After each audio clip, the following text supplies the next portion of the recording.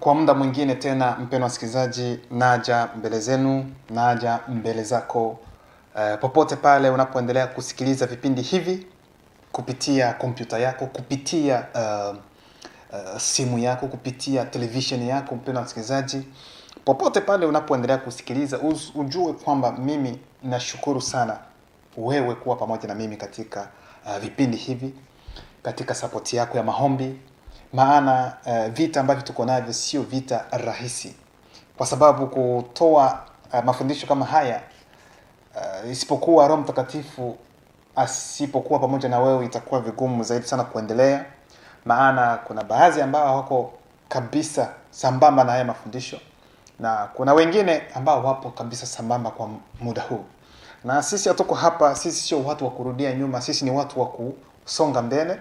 Na wewe ambao umechagua zaidi sana kusikiliza mafundisho haya, usijisikie vibaya wanaposema kwamba wewe unafuata mtu ambaye mafundisho yanayoyatoa si muhimu, sio ya kweli na vingine. Nakwambia mpendwa msikilizaji, hauwezi kujuta, maana unasikiliza mafundisho ambayo ni ya kweli, ambayo hayana uchafu ndani yake. Hii nasema kila wakati kwa sababu ndivyo ilivyo. Unapoangalia mada yetu kwa siku ya leo, nafikiri ni mada ambayo itaumiza watu walio wengi katika ulimwengu huu. Hii mada itaumiza watu wengi, na tanguliza kusema hivyo. Itaumiza watu wengi sana, tena sana. Lakini unapochunguza, sio kwamba nimejitayarisha ili nichukize watu, hapana. Lakini itaumiza watu wengi kwa sababu ni kutokana na mada yenyewe, na mafundisho yenyewe watu ambao wamepokea. Na hii mada zaidi sana nitaiongelea kuhusiana na watu ambao wanaongea lugha ya Kifaransa na Kiingereza. Ila sitaongea Kifaransa au Kiingereza, nitaongea Kiswahili. Lakini mafundisho haya tutasoma vitabu zaidi sana katika tafsiri za Kifaransa na mwishowe Kiingereza. Lakini nitakuwa najitahidi kutafsiri Kiswahili hizo tafsiri ambazo tutaenda kusoma mbalimbali, maana tema yenyewe ya leo unaiona, ambayo inahusu jina Jésus au Jesus haliwezi kukuokoa. Yaani haliwezi kuokoa watu, aidha haliwezi kukuokoa. Hii ndio mada ambayo ni ya siku ya leo. Naamini kwamba tayari hii ni mada ambayo kwa baadhi inaanza kuwaumiza. Kusoma tu inaanza kuumiza. Lakini hamtakiwi kuumizwa mapema. Mnatakiwa kwanza kufuatilia, muangalie, mchunguzi yaliyo ndani, ili sasa muamue ikiwa mtakasirika, aidha mtaumizwa, aidha hapana. Kwa sababu haya ni mafundisho ambayo yanakuja kwa ajili ya kukusaidia, kukutoa katika ule ujinga ambao ulikuwa ndani yako. Kwa hiyo ni vema zaidi sana wapendwa kuchunguza pamoja na mimi haya ambayo tutaenda kuyatoa kwa siku ya leo katika mafundisho kuhusiana na jina hilo la Jésus Kifaransa, aidha Jesus katika lugha ya Kiingereza. Tunajua sisi sote kwamba wazungu walifika nyumbani na walileta lugha zao. Moja kati ya hizo lugha kubwa kabisa ni Kiingereza, na ya pili ambayo inafuatia ni Kifaransa, pia kinajulikana na kinaongelewa zaidi sana katika bara la Afrika. Na pamoja na hilo, hata katika maombi watu wanaomba kwa kutumia jina hilo, kwa sababu wanatumia lugha hizo mbili, lazima utaomba kama jinsi wanavyosema. Na hichi ndio kitu ambacho tunawatuma kwanza mfikirie, kwa nini wazungu wakati walipofika nyumbani walitulazimisha sisi kuongea lugha zao, kutufundisha lugha zao, na sisi sasa kusahau lugha zetu ambazo ni za asili. Mjiulize hicho chote ni kwa ajili ya nini? Kwa sababu kila kitu ambacho tunatakiwa kukifanya kutoka kwao, lazima wajue ni nini tunachokifanya, ni nini tunachokifikiria, na ni nini tunachopanga kukifanya kwa ajili yao. Haya yote walifanya hivyo kwa sababu wao walikuwa na huo uwezo. Kwa sababu kilikuwa kipindi cha utumwa, ukoloni, mambo kama hayo. Hatakuwa na jinsi. Kwa hiyo watu walijifunza lugha mbalimbali, na ndio maana tunaongea hapa Kifaransa, Kiingereza, na watu wengine wanaongea lugha zingine kwa sababu ya hayo mambo ambayo yametokea katika kipindi cha awali. Na kutokana na hilo, ikiwa wewe ulikuwa mweusi mwenzangu ambao ulikuwa unaabudu Mwenyezi Mungu katika lugha yako, unamhomba Mungu, unamhomba Kristo katika lugha yako, na kutokana kwamba kuna lugha zingine ambazo zimekuja na mafundisho yamekuja katika hizo lugha, watu wamechukua moja kwa moja na kuanza kuomba katika hizo lugha hivyo hivyo. Mpendwa msikilizaji, ni jambo ambalo ni la kuumiza zaidi sana, na ndio maana utakuta watu wengi watakaposoma hii tema ya siku ya leo itawaumiza moja kwa moja, kwa sababu ni tema ambayo inahusu karibu kila watu watu ambao wanaongea Kiingereza na Kifaransa. Itawasumbua zaidi, na wengine watanitusi, wengine watanikataa, wengine watasema mambo mengine, na wengine watasema kwamba tunaendelea kufuata huyu mtu kwa nini. Lakini hiyo haina shida, lakini tuko hapa kwa ajili ya kuweka ukweli hadharani, ukweli upate kujulikana sehemu yoyote ile, kwa sababu sio wakati ule wa kusema amina amina, wa kusema haleluya haleluya bila kujua haleluya ni nini, amina ni nini. Hapana, huu ni wakati wa kuchunguza. Kwa hiyo tutachunguza pamoja ili tuende kuangalia kweli kweli ili jina la Jesus limekuja namna gani, kwa nini watu watumie hili. Na kitu ambacho kinanishangaza mimi ni kwamba nashangaa zaidi kwa sababu kitu ambacho ninachofikiri mimi ambacho huwezi kukibadilisha ni jina la mtu. Jina la mtu, ikiwa mimi naitwa Imani, mimi naitwa ni Imani, ni katika lugha ya Kiswahili, lakini katika Kifaransa mnaweza mkaniita La Foi kwa sababu Imani ni La Foi, lakini wakiita La Foi sio mimi tena huyo. Yaani ni sio mimi tena. Mimi ni Imani tu, mimi sio La Foi. La Foi wanaongea inaweza kuwa namna hiyo. Mkiolanzi wanasema Khelof. Imani. Ukiniita mimi Khelof sio jina langu, mimi naitwa tu Imani. Ndio nashangaa zaidi sana utakuta katika Kifaransa wanasema kwamba Kristo ambaye ni Kristo wanamuita Jésus. Wengine mkifaransa mkiingereza wanasema ni Jesus. Mkiolanzi wanasema Jesus. Kwetu nyumbani wanasema Yesu. Sasa utakuja kuona mtu mmoja lakini anaitwa majina ya kutosha. Sasa swali ambalo mimi najiuliza na wauliza nyinyi wengine ambao mnanifuata, wapendwa wasikilizaji, imekuwa namna gani? Kwa nini lile jina la asili la yule mtu ambaye ni Kristo, kwa nini lisiwekwe tu? Kwa sababu sisi hatuna haja ya kujua maana ya jina fulani zaidi sana. Ikiwa mnaweza mkaniambia kwamba Kristo maana yake kwamba ni mkombozi, mfano, lakini haijamaanisha kwamba tumuite sasa mkombozi. Tunatakiwa kumuita tu Kristo, lakini maana yake ni mkombozi. Sijui kama unanielewa kwa aina hii. Kwa hiyo kitu ambacho mimi kinaniumiza zaidi sana ni kwamba wajitahidi kubadilisha majina na kuyatafsiri katika lugha zao. Sasa hicho ni kitu ambacho hakiwezekani, kwa sababu ikiwa mimi ni Imani, mnatakiwa kuniita Imani, kwa sababu ikiwa kila lugha ambayo iko hapa katika chini ya jua wakisema kwamba watafsiri jina la Imani, nitakuwa na majina maelfu na maelfu na mamia, kwa sababu katika kila nchi Imani ina maana yake, aidha inaitwa kwa namna nyingine. Sasa mimi nikifika huku naitwa jina fulani, mbona mimi natoka nyumbani niko hapa Imani lakini naitwa tu Imani? Sasa kwa nini Kristo wakati alipozaliwa akapewa jina lake, kwa nini tena abadilishiwa aitwe sijui Jesus aidha Jesus? Kwa sababu tunajua kwamba Kristo yeye ni mzaliwa, aidha ni mtu wa Israeli, ni katika wana wa Yakobo, aidha uzao wa Yakobo tuchukue, kwa sababu ndio wametoka huko. Sasa imekuwa namna gani katika hawa wazungu wa huko Ulaya wanatuambia kwamba hao sijui huyo, kwa sababu wale Wayahudi wa uongo walio pale wanasema kwamba yeye wanaita ni Masia. Huyo ni Masia. Hawamuiti Jesus as Jesus. Sasa ikiwa ni wenyewe ndio waliompokea kwamba yeye ni mwanae, kwamba Kristo alikuja kwa ajili yao, sasa kwa nini hao wazungu wengine wasichukue tu hilo jina la Masia? Kwa nini waende kuchukua hilo? Lakini wanatuambia kwamba hao ilitokana na tafsiri ambayo wametoa katika Kiebrania, katika sijui Kigiriki, ndio wakaleta hayo majina mengine. Unaona kwenye lahenda, mpendwa msikilizaji, kuonyesha umuhimu wa jina la mtu. Ikiwa wewe ni Imani, wanapobadilisha wanakuita kitu kingine, sio jina lako tena, asili yako imepotezwa moja kwa moja.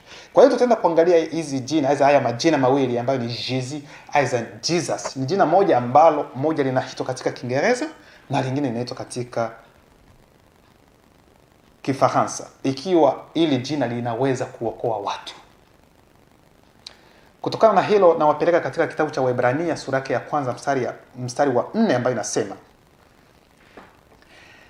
amefanyika bora kupita malaika kwa kadiri jina lake kwa kadiri jina alilolirisi lilivyo tukufu kuliko lao. Hapo wanatuambia kwamba huyu aliyefanyika bora kupita malaika ni Kristo. kwa sababu amekuwa bora zaidi, kwa sababu jina alilopewa yeye Kristo ni jina ambalo ni kubwa, ni maarufu, ni kubwa zaidi sana kuliko hata majina ya malaika. Na katika tafsiri nyingine inasema mwana ni mkuu kuliko malaika, kama vile jina alilopewa na Mungu ni kuu kuliko jina lao. Inapenda kutudhibitishia kwamba Kristo, jina ambalo Kristo alilopewa ni jina aiza ambalo liko kuu zaidi kuliko lao malaika, kwa sababu kila malaika ana jina lake. Kwa hiyo Kristo pia alipewa jina lake ambalo liko kuu kuliko majina yote. Ninaposema Kristo, maana yake nini? Kristo ni mkombozi, ndio maana yake. Kwa hiyo haijamaanisha kwa sababu wakombozi ni wengi katika ulimwengu huu. Wakombozi ni wengi kwa sababu kila mtu ana imani lake, kila mtu ana namna yake anavyoamini. Kwa hiyo wakombozi ni wengi. Kwa hiyo Kristo, kuna Wakristo na Makristo, hilo linajulikana. Kwa hiyo Kristo ninayosema hapa Kristo, mimi ninasema Kristo wa kweli, sio Kristo wa uongo au wa Kristo ambao ni wa uongo, hapana. Sasa kutokana na hilo, tutaenda sasa kuangalia jina hilo ni jina lipi. Sitakuficha kwa sababu tunaingia tu katika Kifaransa na Kiingereza, ni hilo jina la Jesus. Kwa sababu Jesus ndio jina ambalo unasema kwamba wanadamu sisi tumepewa. Ili hilo jina, bila hilo hatuwezi tukapata wokovu. Kwa hiyo tutaenda kuangalia maandiko katika kitabu cha Matendo ya Mitume 4:12, Matendo ya Mitume 4:12, ambayo inasema wala hakuna wokovu katika mwingine awaye yote, kwa maana hapana jina jingine chini ya mbingu walilopewa wanadamu litupasalo sisi kuokolewa kwalo.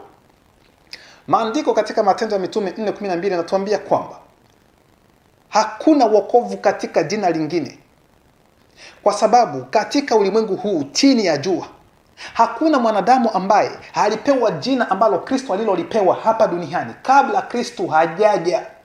Hata jinsi alivyoenda, tuseme aweza alivyorudi, hakuna mtu ambaye aliwahi kupewa hilo jina, kwa sababu jina hilo ambalo Kristo alilopewa ni kuu kuliko hata majina ya malaika.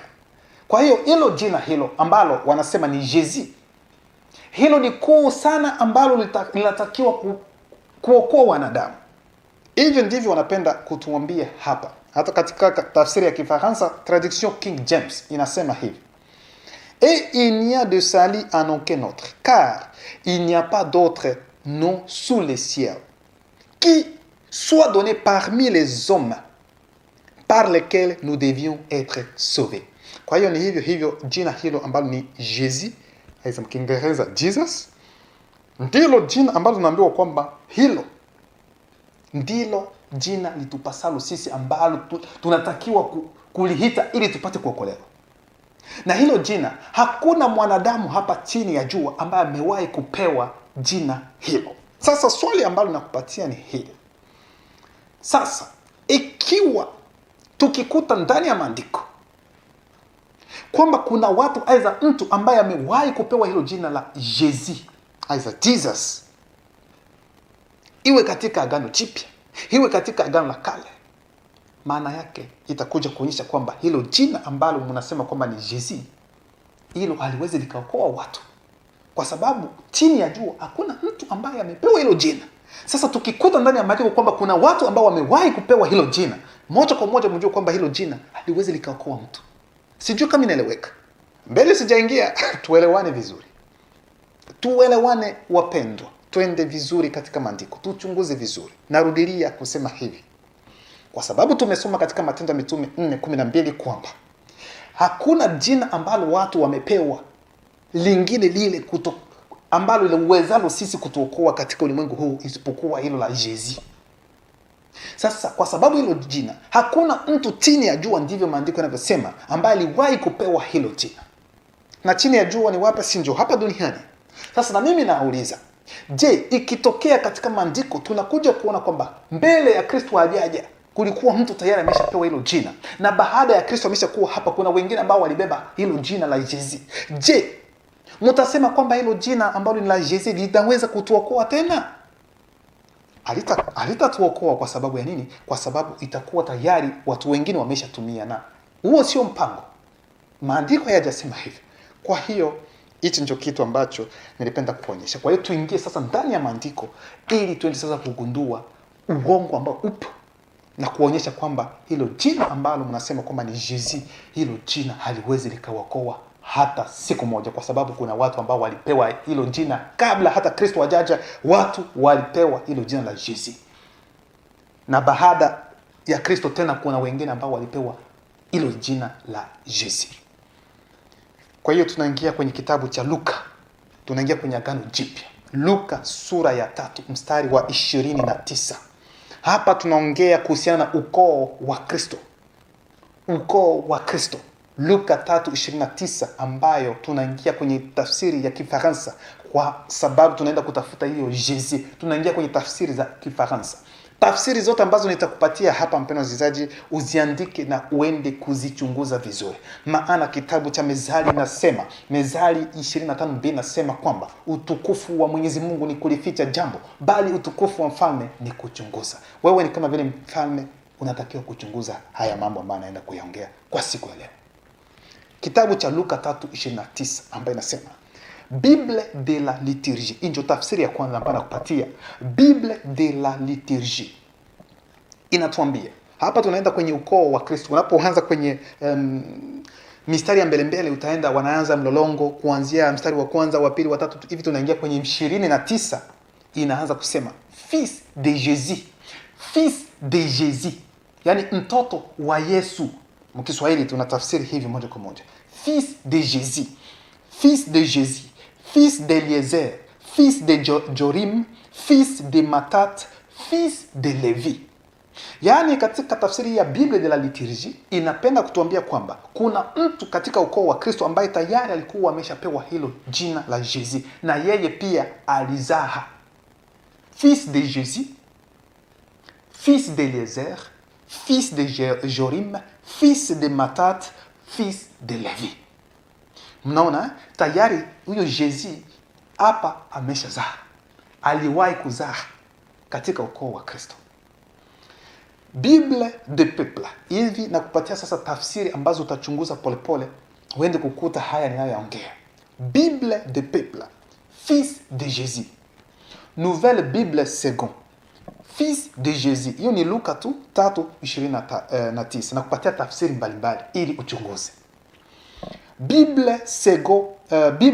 Nouvelle Bible second, fils de Jésus.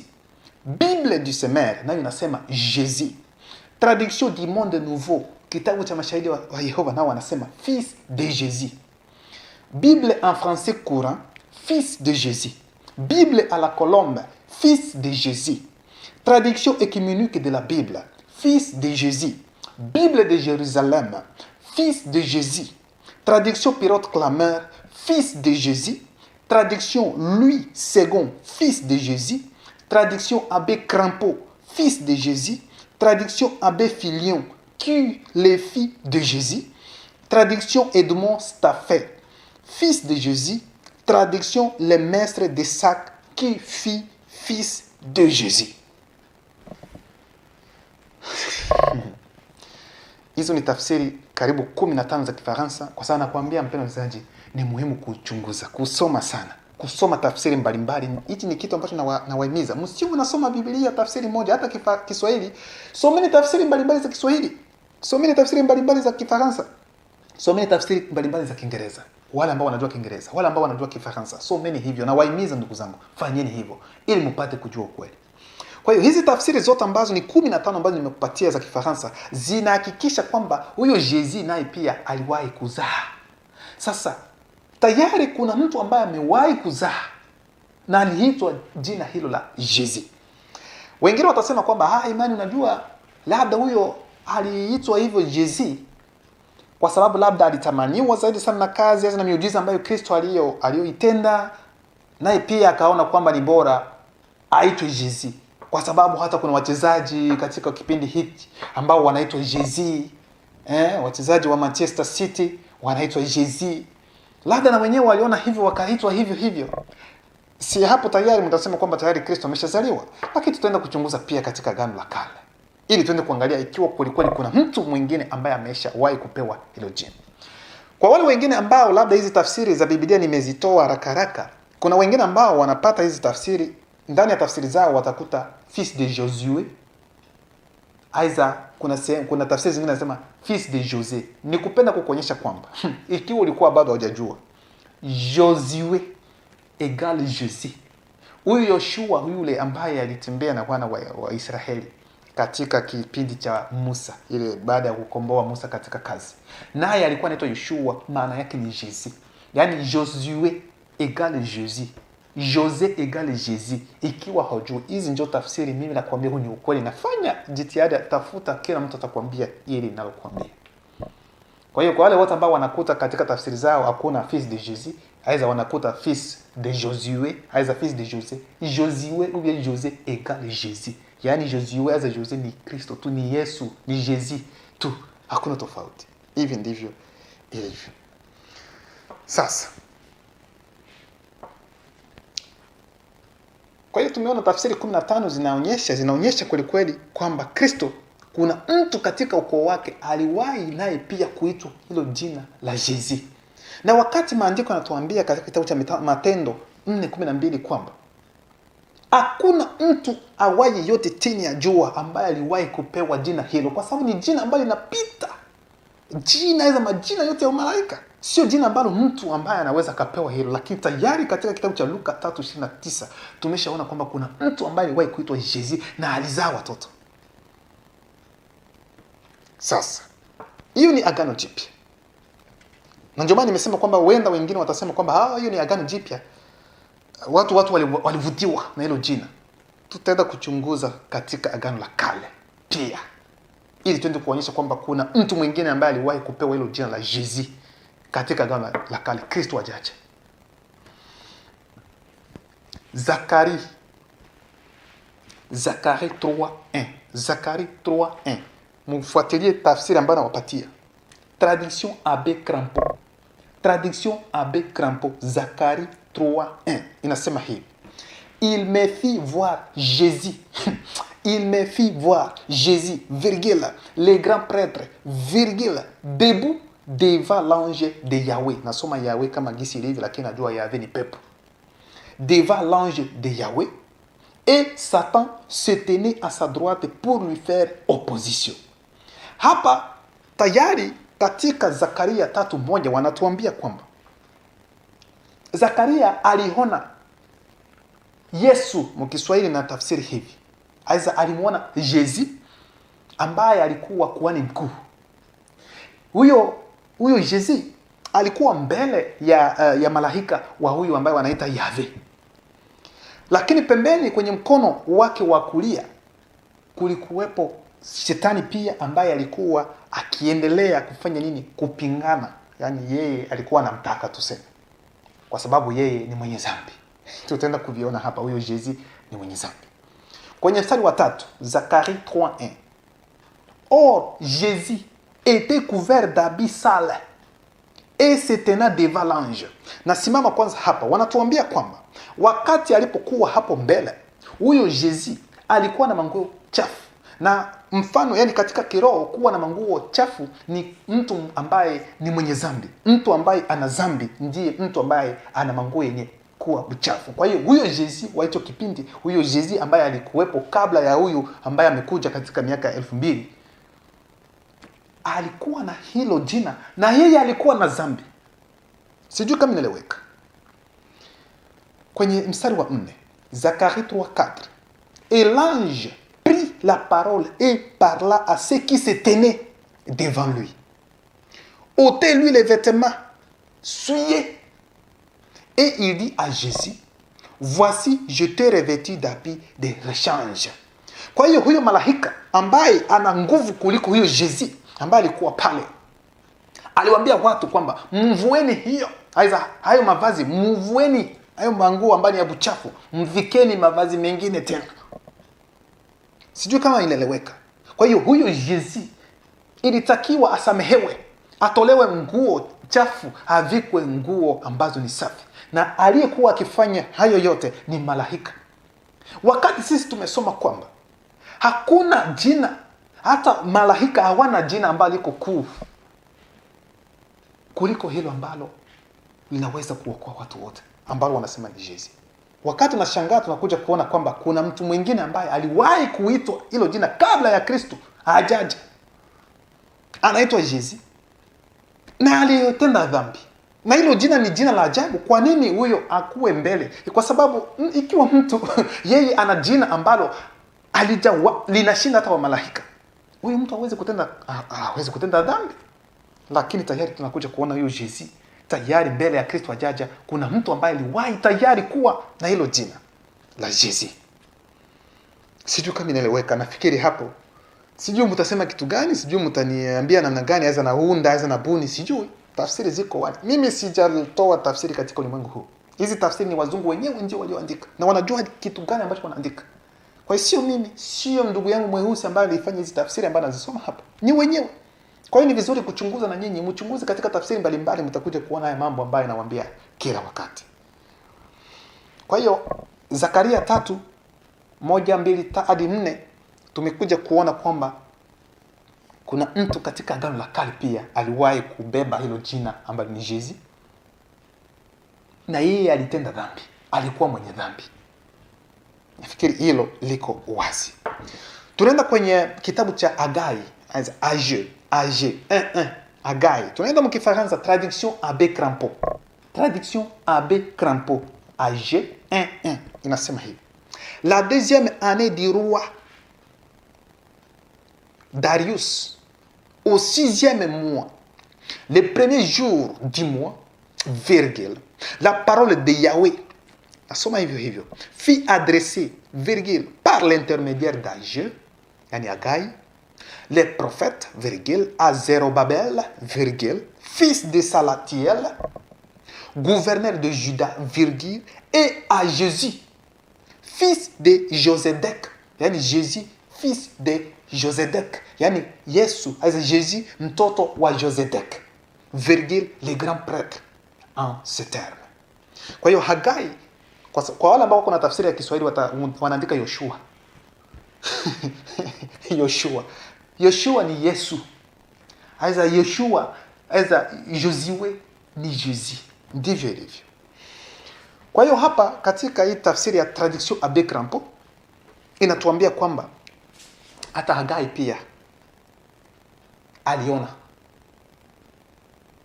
kupitia le deuxième année du roi Darius, au 6e mois, le premier jour du mois, la parole de Yahweh fut adressée à l'intermédiaire d'Age, les prophètes, à Zérobabel, fils de Salatiel, gouverneur de Juda, à Jésus, à Jésus. Ni Agano la Kale, sio Agano Jipya, ni kitabu cha Hagai. Kwa hiyo kuna mtu mwingine ambaye aliwahi kupewa hilo jina la Jésus. Na traduction Abbé Filion, Age 1:1. Traduction Abbé Filion, Age 1:1.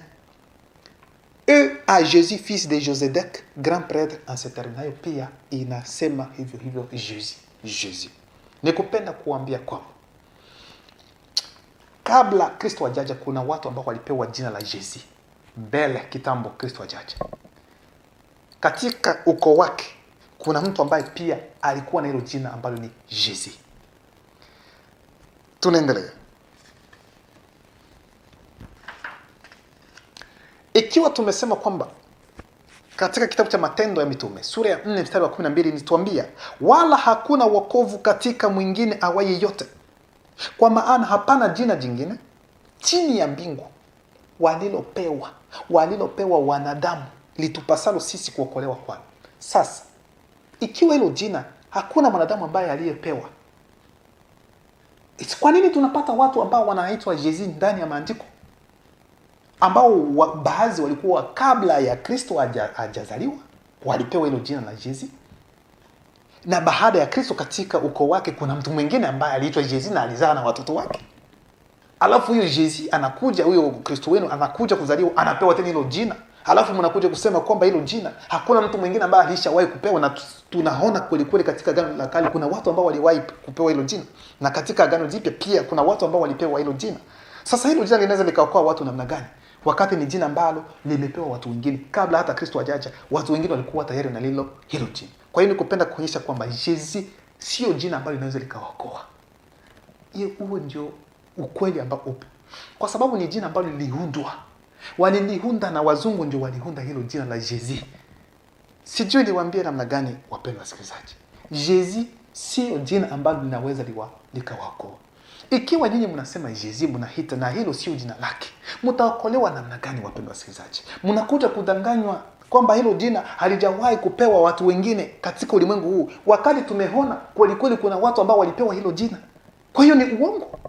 Kwa hiyo hilo jina ni jina ambalo limeshajulikana, linajulikana, watu walipewa. Kuna watu ambao walitenda madhambi, kosa za ajabu na hilo jina.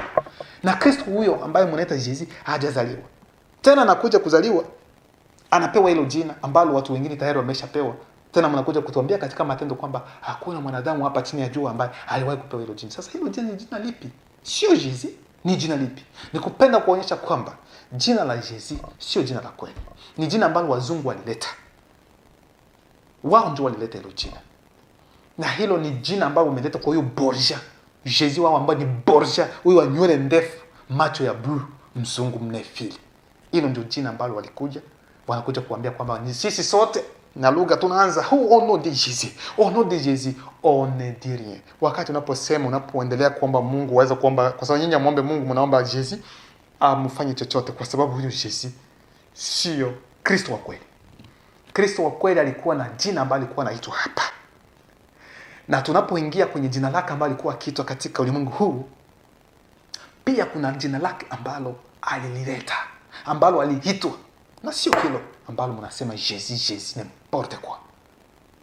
Jésus, maandiko yanaonyesha wazi kwamba Jésus sio jina ambalo linaokoa.